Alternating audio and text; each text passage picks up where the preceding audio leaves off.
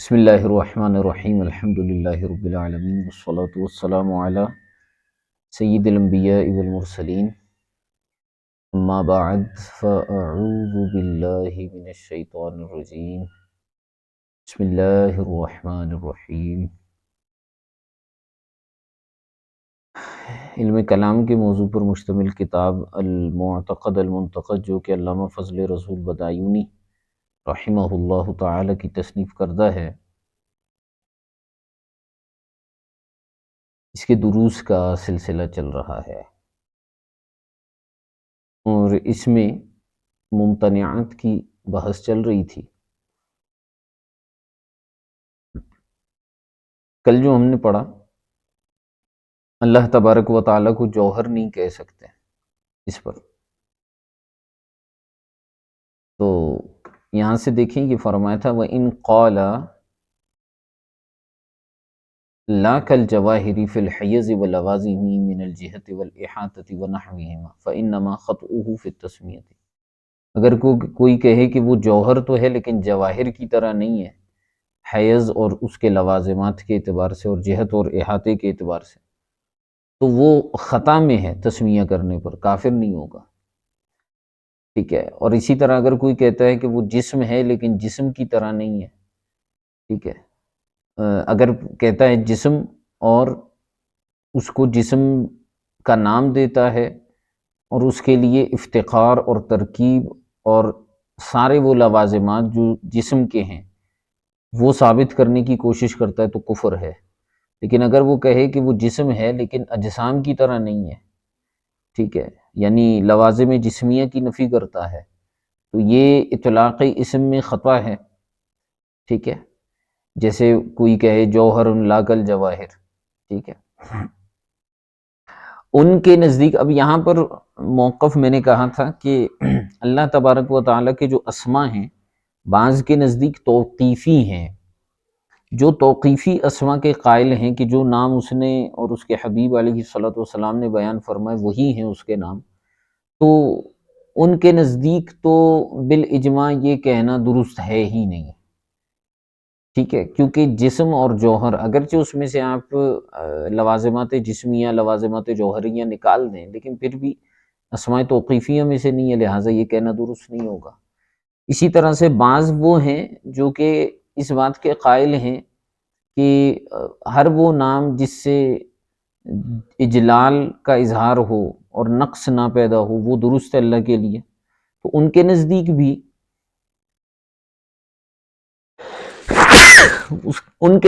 بھی اللہ تبارک و تعالیٰ کو جوہر اور جسم نہیں کہہ سکتے، کیونکہ اجلال کا شعور نہیں مل رہا اور نقص کا وہم پیدا ہو رہا ہے، ٹھیک ہے۔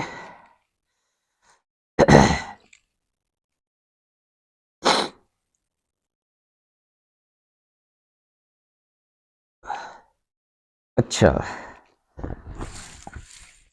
اگرچہ وَإِن لَمْ يَرِدْ بِهِ تَوْقِيفٌ، اگرچہ وہ توقیفی نہ ہو، یعنی کتاب سنت اجماع امت سے ثابت نہ ہو، فرماتے ہیں فَإِنَّهُ لَمْ يُوجَدْ فِي السَّمْعِ مَا يَسُوغُ إِطْلَاقُهُ،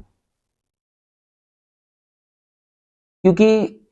دلائل سمعیہ میں فَإِنَّهُ لَمْ يُوجَدْ فِي السَّمْعِ، سمعن سے مراد یہ ہے کہ ہم نے کوئی ایسی دلیل، دلائل نقلیہ میں سے، نقل میں سے کوئی ایک ایسی دلیل نہیں سنی ما یسوغ اطلاقہ، جو جسم یا جوہر کے اطلاق کی طرف لے کر جائے، کہیں سے ہمیں ایسی کوئی دلیل ملی نہیں ہے، ٹھیک ہے۔ اچھا، لیجوز علی قول القائلین بالاشتقاق فی الاسماء،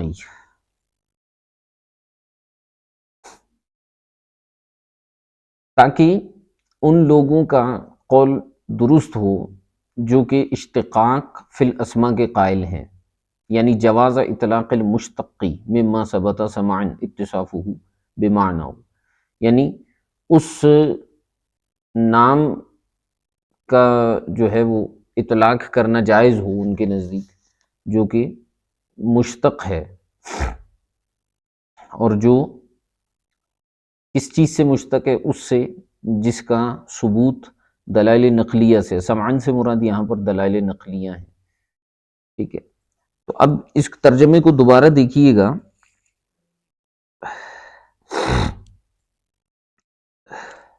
اوپر سے فَإِنَّهُ لَمْ يُوجَدْ فِي السَّمْعِ مَا يَسُوغُ إِطْلَاقُهُ، کیونکہ دلائل نقلیہ میں ایسی کوئی دلیل ہمیں نہیں ملی جو جسم یا جوہر کے اطلاق کی طرف لے کر جائے، یا جسم اور جوہر کے اطلاق کو درست قرار دے۔ لی یجوزا،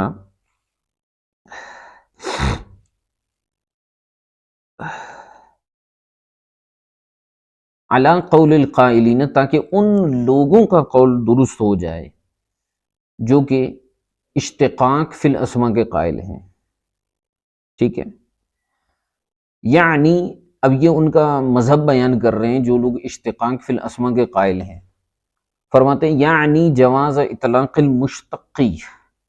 یعنی وہ مشتق، اس مشتق کے اطلاق کے جواز کے جو قائل لوگ ہیں، مما ثبتا، جو کہ ثابت ہوا، سمعن، سمعی طور پر، یعنی دلائل نقلیہ کے ذریعے ثابت ہوا، ٹھیک ہے، اتصافہ بمعناہ، جس کا سمعی طور پر اتصاف اس کے معنی کے ساتھ اللہ تبارک و تعالیٰ پر کرنا یہ ثابت ہوا ہو۔ اب اس سے جو بھی مشتق ہے وہ لوگ کہتے ہیں کہ اس کا اطلاق اللہ تبارک و تعالیٰ پر ہو سکتا ہے۔ اب یہ ایک بڑا پیچیدہ مسئلہ ہے۔ ایک مذہب وہ ہے کہ جو لوگ یہ کہتے ہیں کہ جس اسم کا ثبوت ہمیں دلیل نقلی سے ملا ہے اس کے تمام مشتقات کا اطلاق اللہ تبارک و تعالیٰ پر کیا جا سکتا ہے۔ دوبارہ سنیے کہ جس اسم کا ثبوت ہمیں دلیل نقلی سے ملا ہے اس کے تمام مشتقات کا اطلاق اللہ تبارک و تعالیٰ پر کیا جا سکتا ہے، وہ اس کے قائل ہے۔ وَلَمْ يُوہِمْ نَقْصًا، اور اس سے نقص کا وہم نہ ہو، احترازاً عن نحو الماکری والمستہزی والرامی والزارعی۔ اب وہ لوگ یہ لم یوہم نقصاً سے جو ہے کچھ صفات سے بچنا کی کوشش کر رہے ہیں۔ اب جیسے دیکھیں کتاب اللہ میں اللہ تبارک و تعالیٰ نے ارشاد فرمایا وَمَكَرُوا وَمَكَرَ اللَّهُ، کہ کفار نے جو ہے وہ مکر کیا، فریب کیا، اپنی چال چلی، وَمَكَرَ اللَّهُ، اور اللہ تبارک و تعالیٰ نے اپنی خفیہ تدبیر فرمائی۔ اب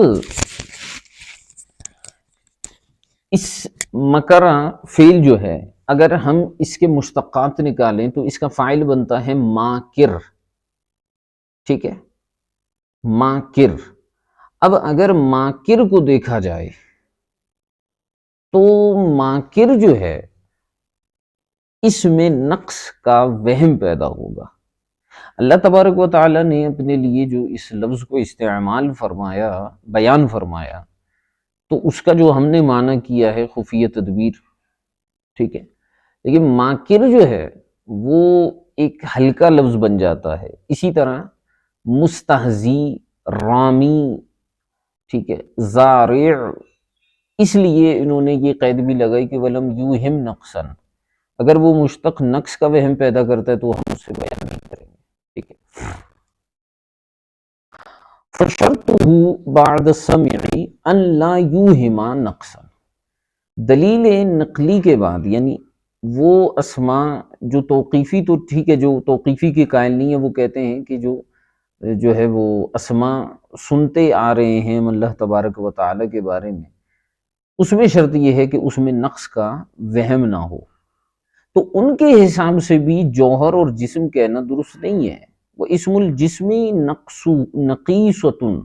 من حیث اقتضائہ الافتقار، جسم کہنا اللہ تبارک و تعالیٰ کو یہ بھی نقص ہے اس حیثیت سے کہ اس میں افتقار کا تقاضا موجود ہوتا ہے۔ اب آپ کسی عام بندے کو کیا سمجھائیں گے کہ نہیں اللہ تبارک و تعالیٰ کو اس حیثیت سے جسم نہیں کہا جا سکتا کہ جسم کے لوازمات نہیں ہیں، تو وہ نہیں سمجھے گا۔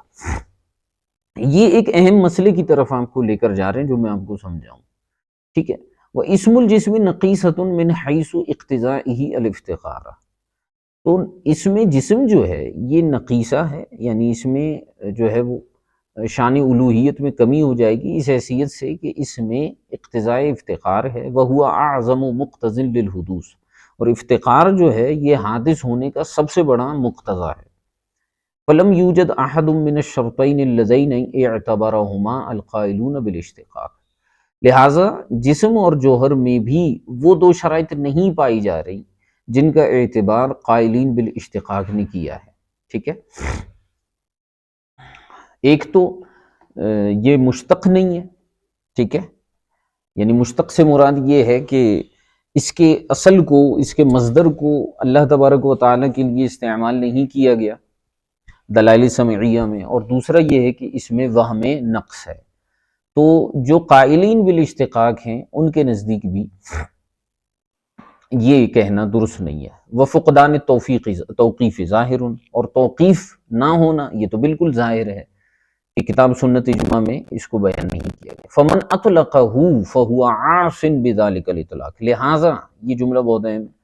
جس نے اللہ تبارک و تعالیٰ پر جسم یا جوہر کا اطلاق کیا تو وہ اس اطلاق کی وجہ سے گناہ گار ہے۔ بل قد کفرہ بعضهم، بلکہ بعض متکلمین نے تو ایسے شخص کی تکفیر بیان کی ہے۔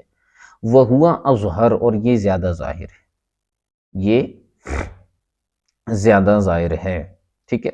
اعلیٰ حضرت رحمۃ اللہ تعالی علیہ نے نیچے فرمایا، غور کیجئے گا، اذ لم یقرنہ بما یزیل وہم النقص والتشبیہ۔ اعلیٰ حضرت فرماتے ہیں جنہوں نے کفر کو بیان کیا ہے، اور حضرت تاج الفحول فرماتے ہیں یہ زیادہ ظاہر ہے، اس کی وجہ یہ ہے کہ جسم کہنے میں وہ چیز ذہن میں فوراً آ جاتا ہے جس میں نقص اور تشبیہ ہو، ٹھیک ہے۔ وَمَعَ ذَلِكَ فَالْإِكْفَارُ لَا يُعْمَلُ فِيهِ بِالظَّاهِرِ، لیکن اعلیٰ حضرت فرماتے پھر بھی کفر جو ہے وہ ذکر کرنا یہ ظاہراً اس پر عمل نہیں کیا جائے گا، فضلاً عن الازہری، چہ جائے کہ اسے اظہر کہا جائے، کیونکہ ماتن نے اوپر اس کو اظہر کہا ہے۔ اعلیٰ حضرت فرماتے ہیں کفر پر عمل کرنا یہاں پر، یعنی اس پر حکم کفر دینا، یہ ظاہر نہیں ہے چہ جائے کہ اظہر ہو، بل لا بد من صریح لا يقبل التوجیہ، بلکہ فرماتے ہیں کہ کفر کا حکم لگانے میں، یہ اہم نقطہ آپ کو بتا رہا ہوں، فرماتے ہیں کہ کفر کا حکم لگانے میں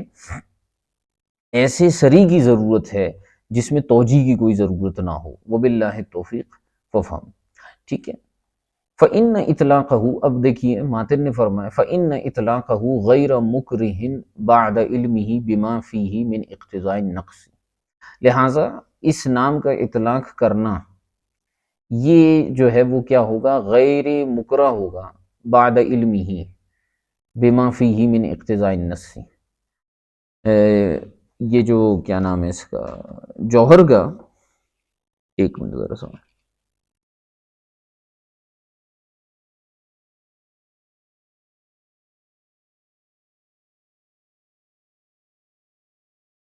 ایک منٹ،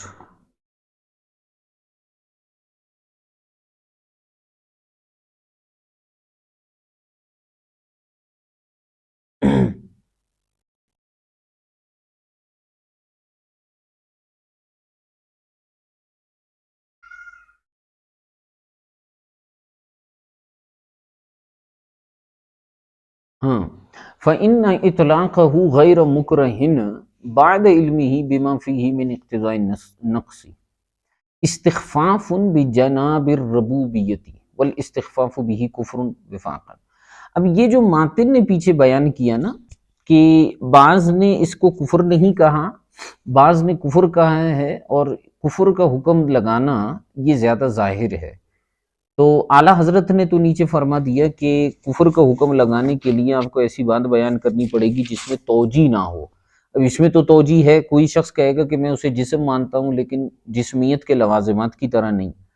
تو پھر تو اس پر حکم کفر نہیں لگے گا۔ لیکن ماتن نے فرمایا نہیں، اس پر حکم کفر لگانا زیادہ ظاہر ہے۔ تو اب یہاں پر اس بات پر یہ دلیل دے رہے ہیں کہ حکم کفر لگانا کیوں زیادہ ظاہر ہے۔ فَإِنَّ إِطْلَاقَهُ، کہ کسی شخص کا اللہ تبارک و تعالیٰ کی ذات پر ایسے نام کا اطلاق کرنا غیر مکرہن، اس حال میں کہ وہ مجبور نہ ہو، وہ بندہ مجبور نہ ہو، زبردستی وہ اطلاق نہیں کر رہا، وہ اپنے علم کی بنیاد پر اطلاق کر رہا ہے، بعد علم ہی بما فیہ من اقتضاء النقص، بعد اس کے کہ اس کے پاس اس بات کا علم ہے کہ جسم کا اطلاق کرنے میں یا جوہر کا اطلاق کرنے میں اس کی شان میں نقص اور عیب پیدا ہوگا، کیونکہ یہ اقتضاء نقص ہے، ٹھیک ہے، پھر بھی وہ اس کا اطلاق اس پر کرتا ہے، تو فرماتے ہیں یہ استخفاف بجناب الربوبیت، یہ اللہ کی بارگاہ میں استخفاف ہے، توہین ہے، والاستخفاف به کفر وفاقا، اور اللہ کی بارگاہ میں توہین کرنا یہ تو جو ہے وہ متفق طور پر کفر ہے۔ اس وجہ سے ماتن نے فرمایا کہ اس کا کفر زیادہ ظاہر ہے، لیکن اعلیٰ حضرت فرماتے دیکھیں ٹھیک ہے، اس کو علم ہے کہ اس میں اقتضاء نقص ہے، لیکن وہ توجیہ بیان کر دیتا ہے، پھر آپ کیا کریں گے؟ اس لیے اس پر حکم کفر نہیں لگے گا۔ وَلَمَّا ثَبَتَ انتفاء الجسمیت بالمعنى المذکور، اگلی بات سمجھیے گا، فرماتے ہیں اور جب یہ بات ثابت ہو گئی کہ معنی مذکور کے ذریعے سے اس کو جسم کہنا یہ منتفی ہے، درست نہیں ہے، جو معنی ہم نے بیان کیا جسمیت کا، اس کے لیے جسم کو بیان کرنا یہ جو ہے منتفی ہے، درست نہیں ہے، تو ثبت انتفاع لوازم یہاں، تو لہٰذا انتفاع لوازم جسم بھی ثابت ہو گئے جو جسم کے لوازمات ہیں۔ فلیس سبحانہ بذی لون، اب جسم کی صفات میں سے ہے ایک رنگ، سفید رنگ ہونا، کالا ہونا، گندمی رنگ ہونا، تو جب وہ جسم نہیں ہے تو وہ رنگ سے بھی پاک ہے، ولا رائحۃ، وہ بو سے بھی پاک ہے، ولا صورت، صورت سے بھی پاک ہے، ولا شکل،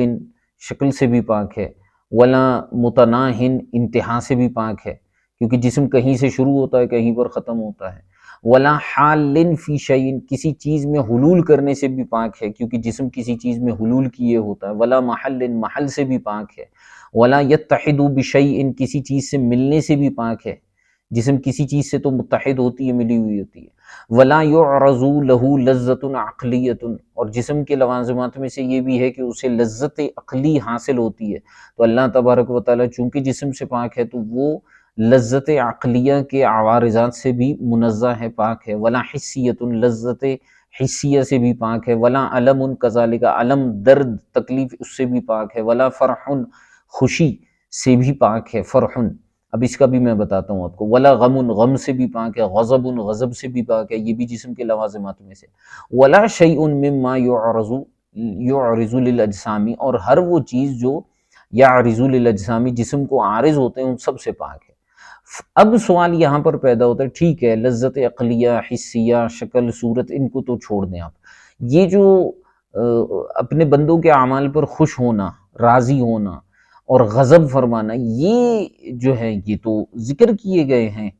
تو پھر جو ہے ان کے بارے میں آپ کیا جواب دیتے ہیں؟ تو اسی کا جواب دیا، فما ورد فی الکتاب والسنۃ من ذکر الرضاء والغضب والفرح ونحوها،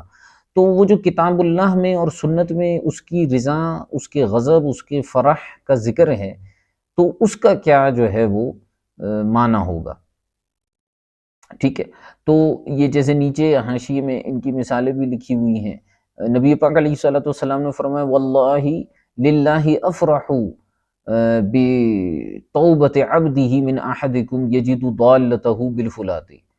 نبی کریم صلی اللہ علیہ وسلم نے فرمایا کہ اگر کوئی شخص جو ہے وہ جنگل میں اپنے گھوڑے کو، گم شدہ جانور کو، اپنی سواری کو پا لیتا ہے تو جتنا وہ خوش ہوتا ہے اس سے کئی گنا زیادہ اللہ تبارک و تعالیٰ اپنے بندے کے توبہ پر خوش ہوتا ہے،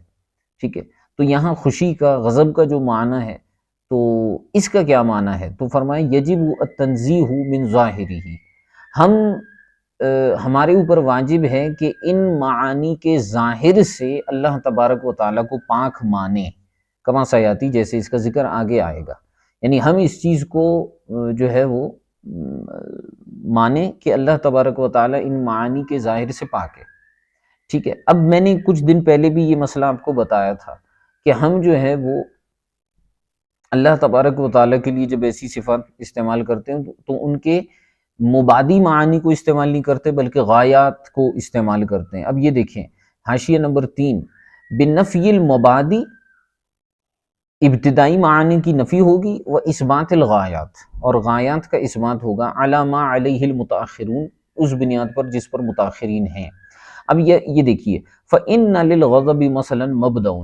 مثال کے طور پر غصے کا ایک مبدا ہے، ایک ابتدا ہے، اور وہ کیا ہے؟ وَهُوَ ہیجان الدم وثوران القلب،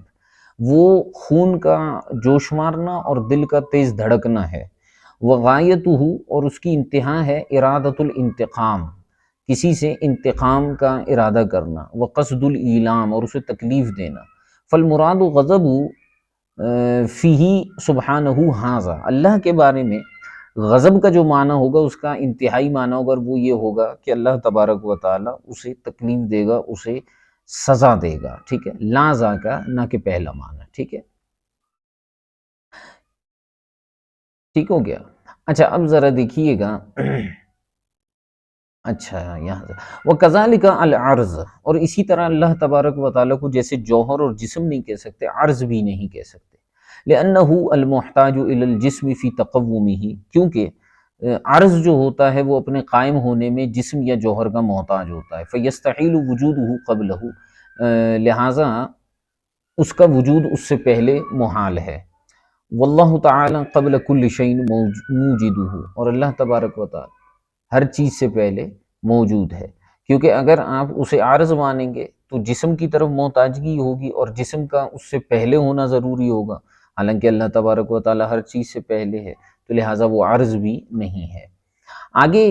مزید ہیڈنگ لے کر آئے، کیونکہ اب یہ بحث آپ کو سمجھانے کے لیے اصل میں مسئلہ یہ تھا کہ ابن تیمیہ جو ہے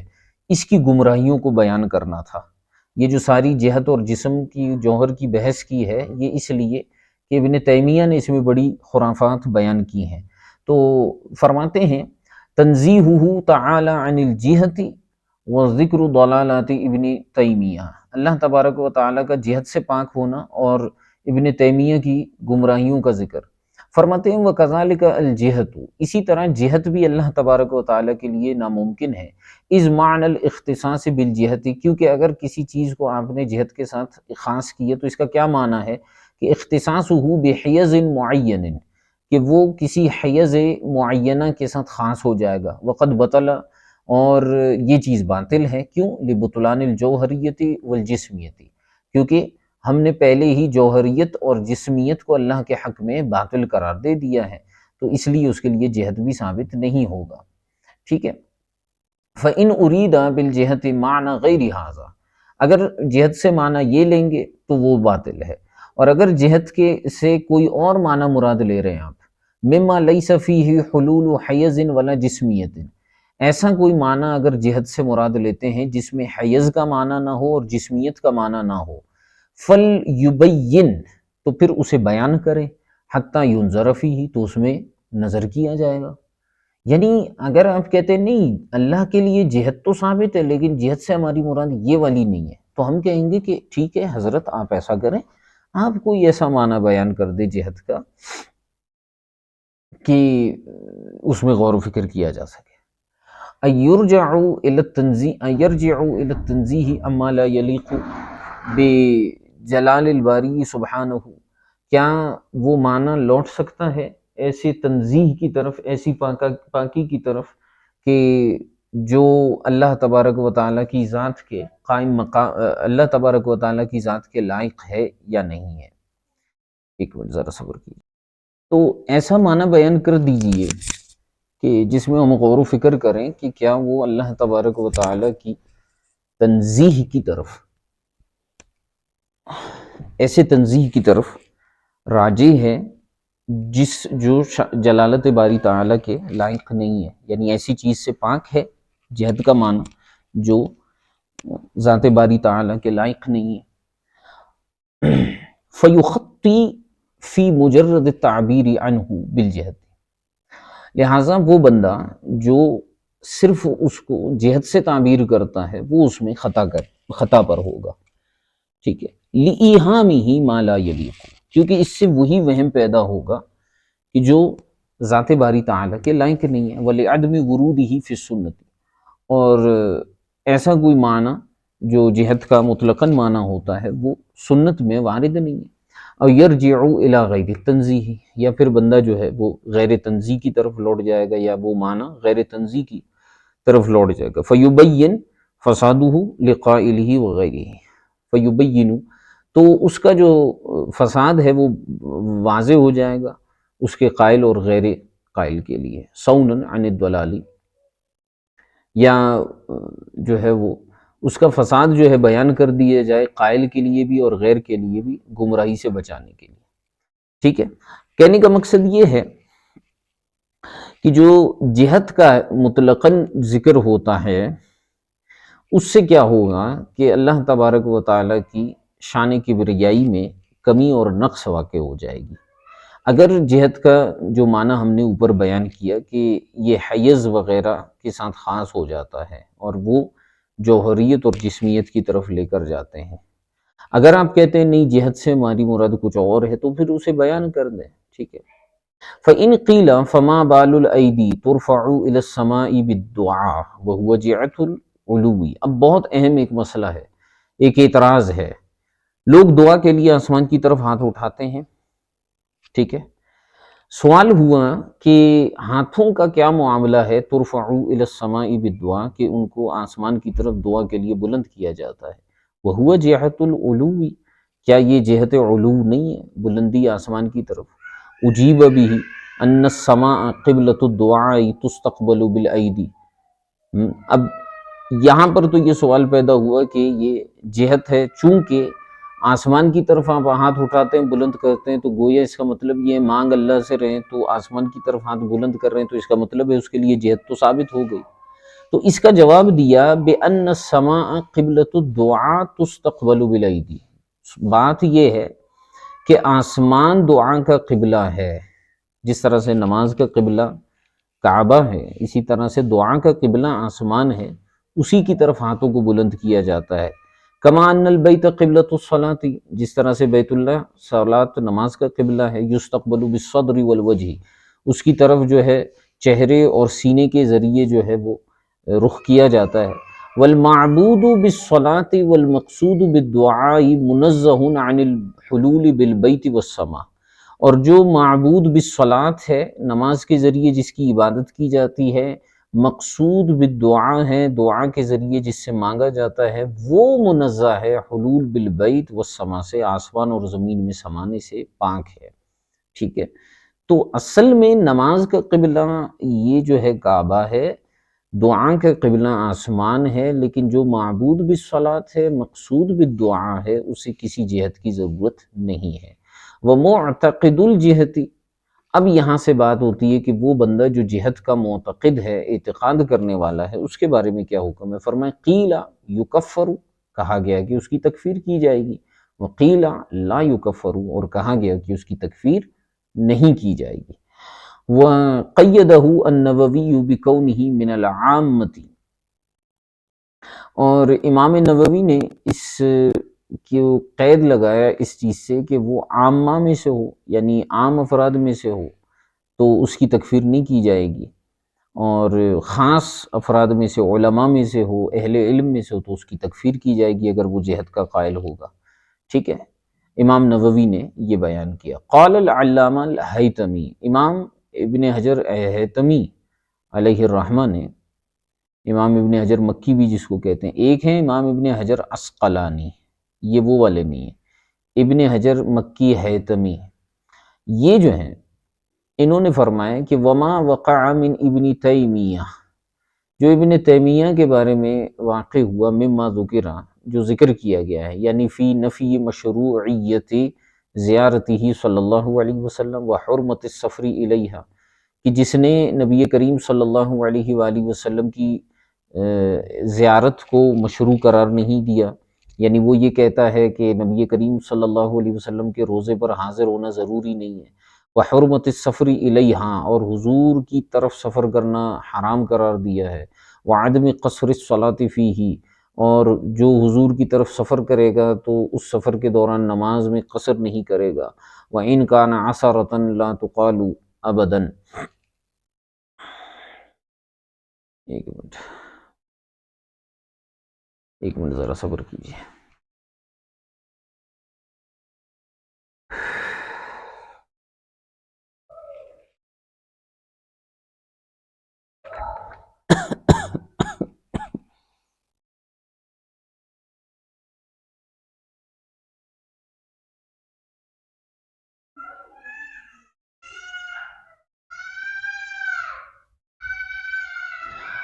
اچھا، فرمائے کہ جی وحرمت السفر الیہا، یہ ابن تیمیہ نے جو کہا کہ حضور کی طرف سفر کرنا یہ حرام ہے، اور اس سفر میں نماز کو قصر کرنا ممنوع ہے۔ وَإِنْ كَانَ عَثْرَةً لَا تُقَالُ أَبَدًا، اگرچہ یہ اس کی ایسی غلطیاں ہیں جن کو جو ہے وہ کبھی بھی معاف نہیں کیا جا سکتا۔ وَمَعْصِيَةً يَسْتَمِرُّ عَلَيْهِ شُؤُومُهَا دَوَامًا وَسَرْمَدًا، اور یہ ایک ایسا گناہ ہے اس کی طرف سے کہ جس کی شومی، جس کی برائی ہمیشہ ہمیشہ کے لیے اس پر رہے گی۔ لَيْسَ بِعَجِيبٍ، یہ جو ہے وہ تعجب والی بات نہیں ہے، یعنی ابن تیمیہ سے ایسی بات کی توقع کی جا سکتی ہے کہ وہ اس طرح کی بکواس کرے۔ کیوں؟ فَإِنَّهُ سَوَّلَتْ لَهُ نَفْسُهُ وَهَوَاهُ وَشَيْطَانُهُ، کیونکہ اس کے نفس نے اس کو اس میں سہولت فراہم کیا، اس کے لیے اس کا نفس ایسا ہو گیا، اس کی خواہشات ایسی ہو گئی، اور شیطان نے اس کے لیے یہ راہ بنائی۔ أَنَّهُ ضَرَبَ مَعَ الْمُجْتَهِدِينَ بِسَهْمٍ صَائِبٍ، ٹھیک ہے، کیونکہ اس نے جو ہے وہ کیا کیا کہ مجتہدین کے ساتھ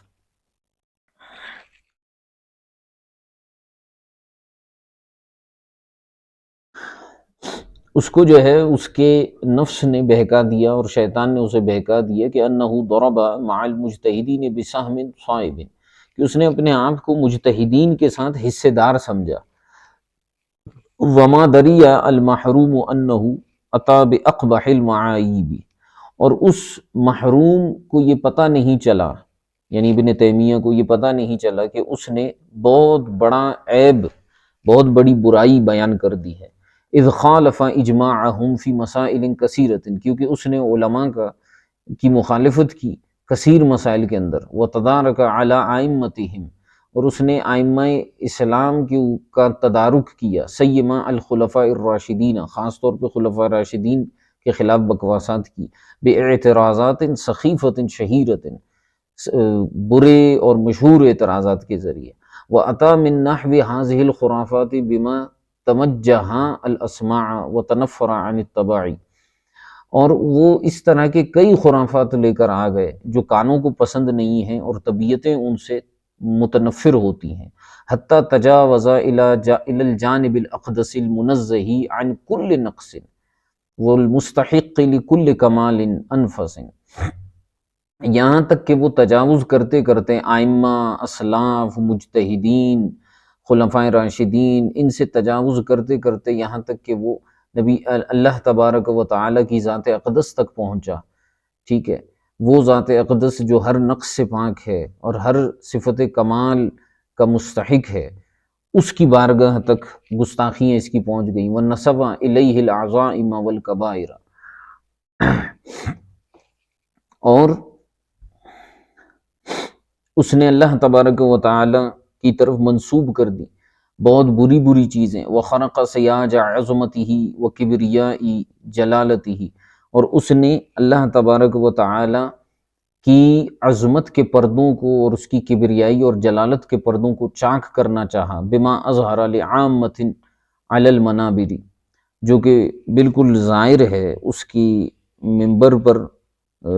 عام لوگوں کے لیے اس کے ممبر پر بیٹھے ہوئے ان اقوال سے ظاہر ہے۔ من دعوی الجہت والتجسیم، یعنی کون سی اس نے باتیں کی؟ اس نے جہت کا دعویٰ کیا، تجسیم کا دعویٰ کیا، وتضلیل من لم یعتقد ذلک من المتقدمین والمتاخرین، اور اس نے اکیلے صرف اس جہت اور تجسیم کا دعویٰ نہیں کیا، بلکہ جن آئمہ اور متقدمین اور متاخرین نے تجسیم اور جہت کی نفی کی تھی اور اس کا اعتقاد نہیں رکھا تھا، ان کو بھی اس نے گمراہ قرار دیا۔ حتیٰ قام علیہ علماء عصرہ، پھر یہ ہوا کہ اس بدبخت کے زمانے میں اس کے خلاف پھر علماء عصر، اس زمانے کے علماء اس کے خلاف کھڑے ہوئے۔ وَأَلْزَمُوا السُّلطان بِقَتْلِهِ، اور انہوں نے سلطان کو اس بات پر ابھارنا اس وقت کے بادشاہ کو کہ اس کو قتل کر دیا جائے، او حبسی ہی، یا اس کو قید کر دیا جائے، او قہری ہی، یا اس پر سزا مسلط کر دی جائے۔ تو بادشاہ نے کیا کیا، فحبسہ الی ان مات، تو بادشاہ نے اس بدبخت کو قید کر دیا ابن تیمیہ کو، یہاں تک کہ یہ مر گیا، مردار ہو گیا۔ وَخَمِدَتْ تِلْكَ الْبِدْعُ، اور یہ جو بدعت تھی یہ ٹھنڈی ہو گئی، وَزَالَتْ تِلْكَ الظُّلُمَاتُ، اور یہ اندھیرے جو ہے وہ چھٹ گئے۔ ثُمَّ انتصر لَهُ أَتْبَاعٌ، لیکن پھر کیا ہوا کہ کچھ لوگوں نے اس کی مدد کرنا چاہی، یعنی اس کے بعد اس کے موقف کی مدد کرنا چاہی۔ وَلَمْ يَرْفَعْ اللَّهُ لَهُمْ رَأْسًا، لیکن اللہ تبارک و تعالیٰ نے ان کے سر کو بلند ہونے نہیں دیا۔ وَلَمْ يَظْهَرْ لَهُمْ جَاهًا وَلَا بَأْسًا، اور ان کی کوئی عزت اور کوئی شہرت نہ ہو سکی۔ ضُرِبَتْ عَلَيْهِمُ الذِّلَّةُ وَالْمَسْكَنَةُ، ان کے اوپر ذلت اور مسکینی طاری ہو گئی۔ وَبَاءُوا بِغَضَبٍ مِّنَ اللَّهِ ذَلِكَ بِمَا عَصَوْا وَكَانُوا يَعْتَدُونَ، انہوں نے اللہ کے غضب کو ابھارا، اور یہ اسی وجہ سے ہے کہ جو انہوں نے گناہ کیا اور حد سے بڑھ گئے۔ ٹھیک ہے، تو اس کے بعد بھی ایسے افراد آئے جنہوں نے ابن تیمیہ کے عقائد کو چلانا چاہا، لیکن اللہ تبارک و تعالیٰ نے انہیں غلبہ عطا نہیں فرمایا۔ وقال فی صدر الباب، اور اسی طرح آپ نے یہ فرمایا اپنے باب کے شروع میں، من ہوا ابن تیمیہ حتی ینظر الیہ او یعول فی شیء من امور الدین علیہ۔ بہت کمال کی عبارتیں، بہت کمال کا جملہ ہے۔ آج ہم مرزا انجینئر کو بہت سر پر چڑھاتے ہیں، بہت اس کے بارے میں باتیں کرتے ہیں، لیکن آپ سوچئے امام ابن حجر فرماتے ہیں من ہوا ابن تیمیہ، ابن تیمیہ کون ہے، حتی ینظر الیہ، یہاں تک کہ اس کی طرف غور و فکر کیا جائے، او یعول فی شیء من امور الدین علیہ، یا دین کے معاملات میں کسی چیز میں اس کے اوپر بھروسہ کیا جائے۔ وَهَلْ هُوَ إِلَّا كَمَا قَالَ جَمَاعَةٌ مِّنَ الْأَئِمَّةِ الَّذِينَ تَعَقَّبُوا كَلِمَاتِهِ الْفَاسِدَةَ وَحُجَجِهِ الْكَاسِدَةَ حَتَّى أَظْهَرُوا عِبَارَ سَقَطَاتِهِ وَقَبَائِحَ أَوْهَامِهِ، کیا یہ وہی ہے کہ جس کے بارے میں ائمہ کی ایک جماعت نے کہا، الذین تعقبوا کلماتہ، جنہوں نے اس کے کلمات کا تعقب کیا، اس کی دلائل قاصدہ کا، برے دلائل کا جو ہے، ٹوٹے ہوئے دلائل کا تعقب کیا، یہاں تک کہ اظہروا عوار سقطاتہ، یہاں تک کہ اس کے اندھے پن کو جو ہے ظاہر کیا، وقبائح اوہامہ وغلطاتہ، اور اس کے وہموں کی، خیالات کی خرابیوں کو، اس کی غلطیوں کو واضح کر دیا۔ کالعز بن جماعت، جیسے امام ابن عز بن جماعت ہے، عبد اضلہ اللہ، جیسے عز بن جماعت ہے، عبد اضلہ اللہ واغواہ، ایک منٹ، ہاں، جیسے امام عز بن جماعت ہیں کہ جنہوں نے کہا کہ یہ ایک ایسا بندہ ہے کہ جس کو اللہ تبارک و تعالیٰ نے گمراہ کر دیا، وَأَلْبَسَهُ رِدَاءَ الْخِزْيِ وَأَرْضَاهُ، اور اسے گمراہی کا اور ذلت کا لباس پہنا دیا، وَبَوَّاهُ مِنْ قُوَّةِ الْاِفْتِرَاءِ وَالْكِذْبِ مَا أَعْقَبَهُ الْهَوَانُ وَأَوْجَبَ لَهُ الْحِرْمَانُ۔ تو یہ جو ابن تیمیہ ہے، اس کے متعلق حضرت تاج الفحول بھی عبارتیں لے کر آئے۔ اعلیٰ حضرت امام علیہ سنت رحمۃ اللہ تعالیٰ علیہ نے اس کے حوالے سے جو ہے وہ فرمائے کہ ہم اس پر حکم کفر تو نہیں لگائیں گے، حکم کفر تو نہیں لگائیں گے، لیکن یہ گمراہ ہے، گمراہ کرنے والا ہے۔ حاشیہ نمبر 2 یہاں پر دیکھیے، یومی الی اکفارہ او یحمل علی التغلیظ او الابد بمعنی زمان تطویلی۔ ٹھیک ہے، اچھا جی، یہاں پر اعلیٰ حضرت رحمۃ اللہ تعالیٰ علیہ نے یہ بیان فرمایا، وَالصَّوَابُ أَنَّ ابْنَ تَیمیہ ضَالٌ مُضِلٌ لَا کافر، درست موقف یہ ہے کہ ابن تیمیہ گمراہ ہے، گمراہ کرنے والا ہے، کافر نہیں ہے۔ واللہ تعالی عالم، اللہ تعالیٰ زیادہ جاننے والا ہے۔ ٹھیک ہے، تو ہمارا موقف بھی وہی ہے جو اعلیٰ حضرت امام علیہ سنت کا ہے۔ ابن تیمیہ کو ہم کافر نہیں کہیں گے، لیکن گمراہ تھا، گمراہ کرنے والا تھا۔ اعلیٰ حضرت نے پہلے ہی بیان فرما دیا، کیونکہ جہت اور تجسیم کے حوالے سے یہ قول اگرچہ بہت برا ہے، لیکن اس میں جو ہے وہ حکم کفر نہیں لگے گا، کیونکہ حکم کفر کے لیے ضروری ہے کہ آپ جو ہے وہ ایسا معنی بیان کرے جس میں کسی بھی قسم کی تعویل کی کوئی گنجائش نہ ہو، ٹھیک ہے۔ لیکن تجسیم وغیرہ کے حوالے سے اوپر گزر چکا ہے کہ اگر کوئی کہتا ہے کہ میں لوازمات جسمیہ کے ساتھ اسے جسم نہیں مانتا تو پھر کیا کریں گے، اس لیے ہم اسے گمراہ کہتے ہیں ابن تیمیہ کو۔ تو اس نے اللہ تبارک و تعالیٰ کی تجسیم کے حوالے سے اقوال بیان کیے تھے، بکواسات کیے تھے۔ ٹھیک ہو گیا، یہیں تک اس کو رکھ لیتے ہیں، باقی انشاءاللہ الکریم کل کر لیں گے۔ کوئی سوال ہے تو فرمائیں۔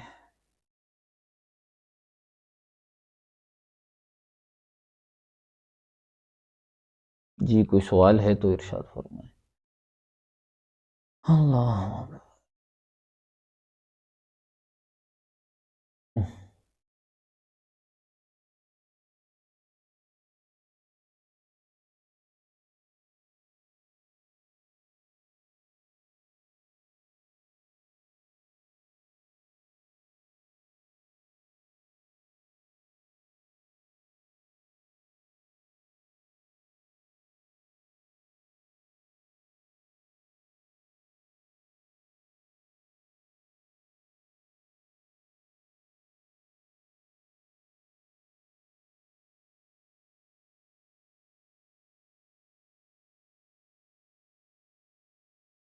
دوبارہ نئی پیدائش ہوگی۔